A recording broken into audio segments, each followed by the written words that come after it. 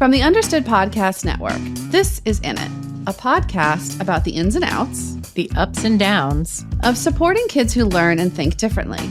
I'm Gretchen Fierstra, a former classroom teacher and an editor here at Understood. And I'm Rachel Bozick, a writer and editor with a family that's definitely in it.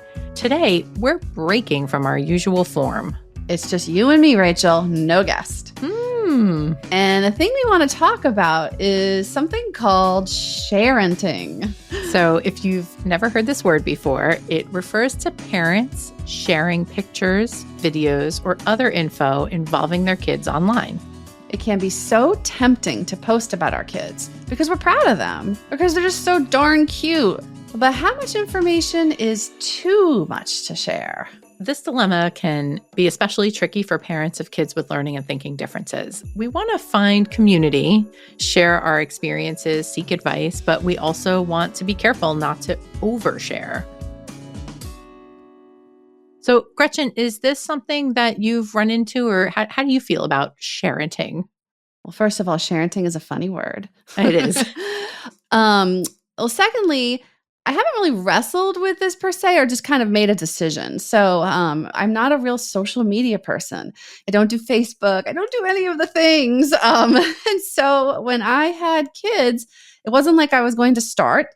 And because I'm a private person, it kind of made me think, well, they might be too. So why would I be making this choice when they're just small beings to post about them and share them with the world when this might be something that they're very uncomfortable with as adults? So I just decided it wasn't really my place. And I just had like a private, like Google Photos album sharing with family and friends. That's it though. Like, you know, with grandma and like a few other people. And even as they got older with that, I would sometimes ask them, is it okay if I invite so-and-so to look at these photos? Because sometimes they'd be like, no, I don't want you to. But the one caveat to all this is just that it's made me feel slightly bad sometimes because I am a parent who wants to learn information and find out things. And so I've been a lurker on some, like if you can look at something without joining, like going on Reddit, for example, and finding answers, I've done that, but I've never shared myself. So I'm guilty of lurking and not giving anything back.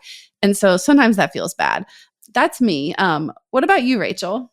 Well, I totally hear all of that. I love just the idea of a lurker being how you think of yourself online.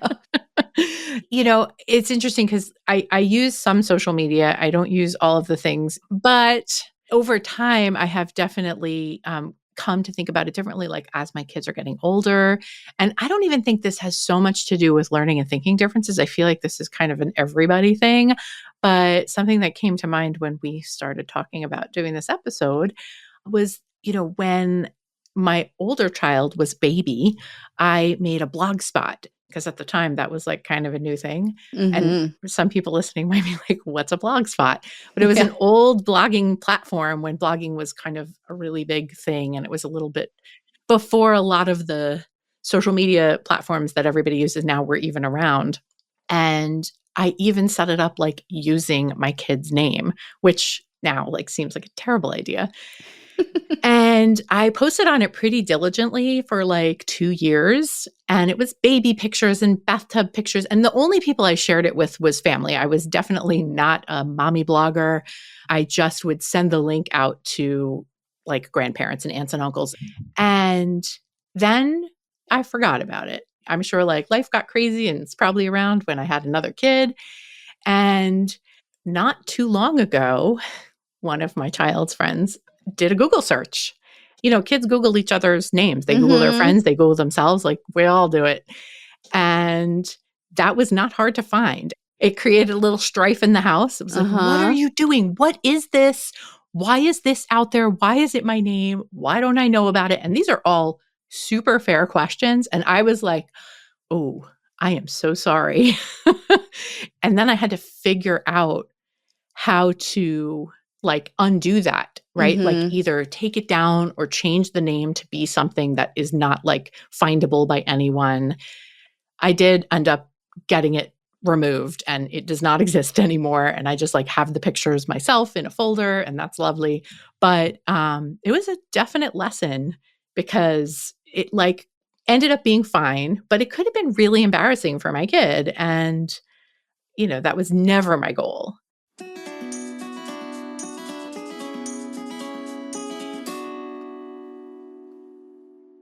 Well, Rachel, that story is hilarious. And yes, sometimes what we post is going to come back to bite us later, but people find a lot of value in parenting posts. And so there are some positive aspects. In fact, in 2023, Mott Children's Hospital did a national poll, and Mott Children's Hospital is out of University of Michigan. And they found that most parents of young children, 80%, use social media to discuss parenting topics. Yes, they use it to look for advice, to share experiences about things like toilet training or how to get their child to get along with other kids. So we asked our Understood community how they think about social media and what benefits they get from sharing that way. And here's one response we got from a different Rachel. She wrote, "I'm an open book when it comes to struggles with my son. Sharing online has helped me realize I'm not alone, and anything I've gone through, no matter how crazy or personal I think it may be, someone can relate. I will say that my son is 9 and has come over my shoulder while I was posting. That led to an uncomfortable conversation, but I realized it's okay to let our kids know we struggle with their behavior." So, we've been talking about some of the positive aspects of sharing, but we all know that there are also negative aspects. And some of those things might be, for example, having difficulty separating good from bad advice that you find online, sharing photos of your kids, other people's kids without consent, and just plain old oversharing.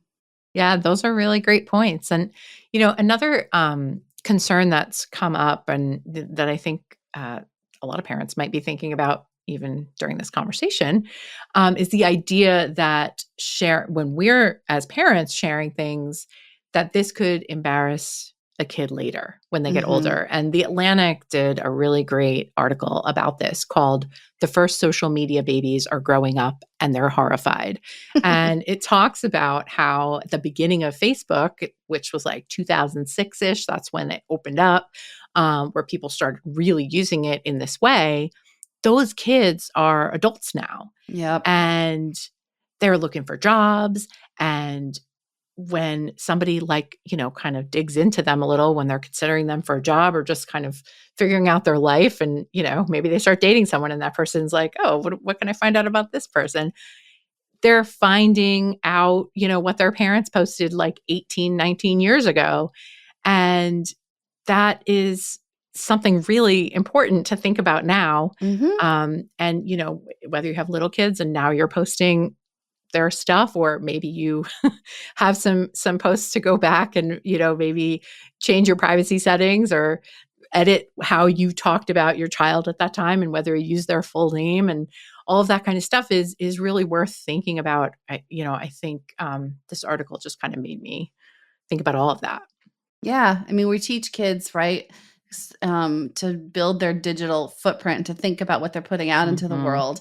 But then as parents, perhaps we put out things into the world and started their footprint long ago. And that's kind of not fair to them, I think. Yeah. And for some parents, that's really hard to stop doing. Yeah. Parents might get validation, right, from how many views, how many likes. And then, I always thought, well, if you're as a parent of doing that, then you're definitely perhaps showing your kids that that's one way to like get a little boost of, I don't know, energy, confidence, is like looking for all the likes, looking for all of the reinforcement online.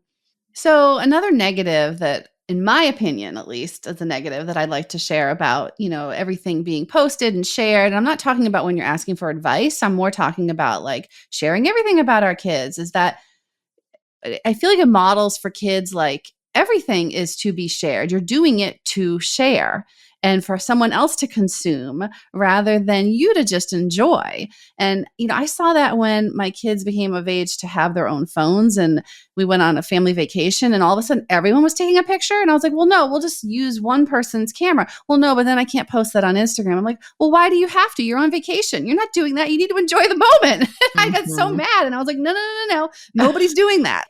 And the other thing I feel like it breeds in kids is, here we are as educators, parents, trying to get kids to have a growth mindset, right? To think that like you try and you work hard and you make mistakes and you keep getting better at something. But everything for the most part, that's posted on social media is about perfection.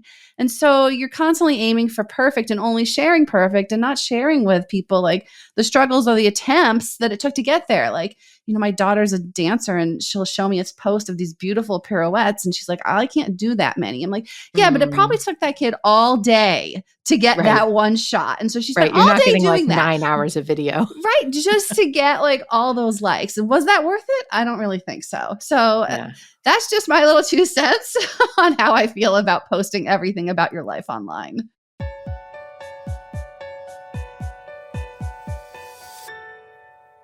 So, Rachel, I'm not the best person to give best practice ideas since I'm a lurker, not a sharer, but I think you share sometimes. So, what are some best practices you've thought of as a parent? Well, I have a few that I've thought about, and full disclosure, these are not from any vetted research. This Right. is just my own, like, this is what I think about when I'm posting.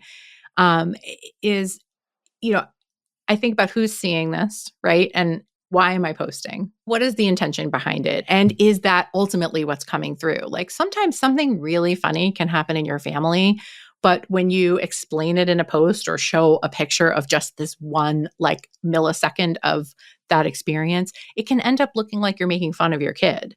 And I think that's a really important thing for parents to think about, both in terms of like the longer term effects of that, if Yeah. somebody else sees it later or doesn't really understand the context and then you seem kind of mean. But, I do think there's a balance to find. I don't think it's always bad to share on social media. I have found it to be a really nice way to keep connected with members of our family who are in other parts of the country. Yeah. But I think that's where kind of making sure that there's privacy settings and limitations on what we do and don't say, that's where I think that gets really important. But one thing I just want to address, because this is something that's been really helpful for me, is there are also a lot of quote like private, or I hate the word secret, but I try not to use it too much, but there are groups that are actually kind of classified as secret groups where if you become aware of a community, I use Facebook as an example because that's the platform that I use probably most frequently. I guess that means I'm kind of oldish. But I, I have found some really helpful communities there where I've come to really get to know and trust the people within them. And they have pretty clear rules and guidelines where if you violate those recommendations, you're out. Mm-hmm. And those kinds of groups have been how I've found what feels like a very safe space to ask advice, to talk about experiences, to share something that I would not want to put on my own page, but like, oh my God, this thing happened. Like, has this happened to anyone else? Or has anyone else's kid ever done this? Yeah. Or, conversations with teachers that I don't want to post on my page because all of my kids' friends have the same teachers and maybe they're having a much better or worse experience. And I'm not looking to like pass judgment on any of that, but it is a really helpful way to get some advice Yeah. without being too public about it. Yeah. Again, I don't share online, but I do seek advice. And Mhm. just in terms of privacy and like thinking about where you're posting, like sometimes I don't even ask questions of like friends in town anymore because I'm Mhm. afraid that they might share with their child who knows my child. And so I've actually gotten in the habit of like texting friends who live across the country and have kids as well, like my old high school friends. And like we can share the heck out of questions that Yeah. we have about things going on because guess what? We don't live near each other Yeah. and our kids aren't going to run into each other. And so it feels like a safe space to be able to ask questions there. Yeah, I think sometimes kind of like going back to basics and just like checking in with someone directly. It doesn't Yeah. always have to be in front of, an audience of 50 or 5,000 or whatever. Yeah, and some other things to think about when you are posting though, right? Is that yes, you want to get maybe answers to specific questions, but you don't have to share the real specifics, right? You don't have to use your child's name or their age or give any kind of details that might indicate who they are and where they live. I mean, you can make up a vague story about somebody else like in order to share so that it's not going to get back to the fact that, oh, maybe this is a kid I know who this question is about. Yeah, and I think it's worth noting that a lot of these things are probably good practice anyway, just for like personal security, Yeah. from a privacy standpoint. And, we're always talking about, like I remember in the earlier days of social media, it was a really big deal not to post vacation pictures while you were still away, because then everybody knew you were away. Right. And like, even though you can control your privacy settings, if you have like 2,000 friends on Facebook, that, that's not that private. So I think it's still worth thinking about that part of it too. Or just be a social media hermit like me and live under a rock. So what about all of you? What does everybody think about posting or oversharing? Or do you have any other suggestions that you'd like to share? We'd love to hear from you. You can email us at init@understood.org to share your thoughts.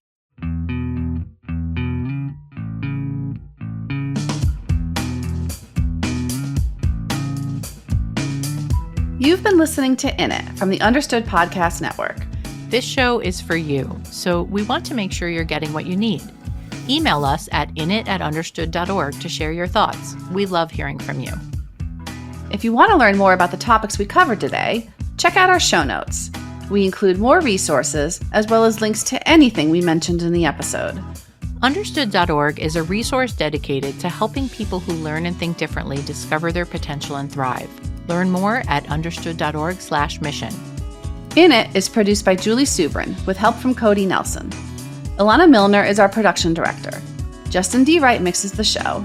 Mike Errico wrote our theme music. For the Understood Podcast Network, Laura Key is our editorial director, Scott Cocchiere is our creative director, and Seth Melnick is our executive producer. Thanks for listening. And thanks for always being in it with us.